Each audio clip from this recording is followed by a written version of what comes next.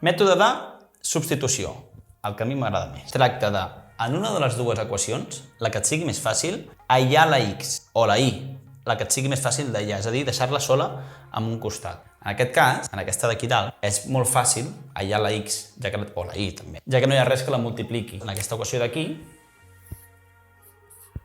aïllo la x.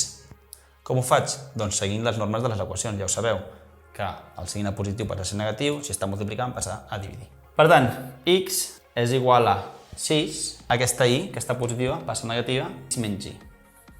Ara sé el que és la x.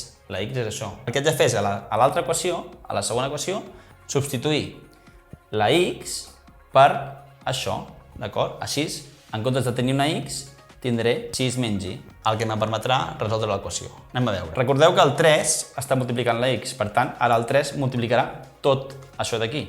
3 per 6 menys y, tanco parèntesis, més 2y, que ja hi era, és igual a 14. Veieu? Aquest 3 és aquest d'aquí i aquesta x l'he canviat per això d'aquí. Sí?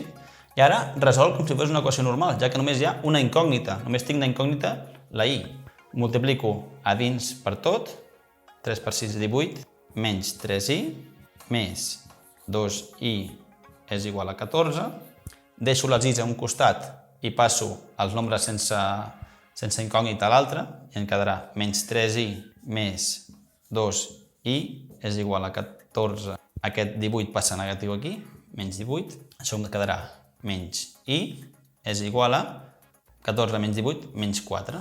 Llavors canvio el signe dels dos i em diu que la y és igual a 4. Quan ja tinc la y, l'únic que haig de fer ara és, a qualsevol de les dues equacions, substituir la y per 4.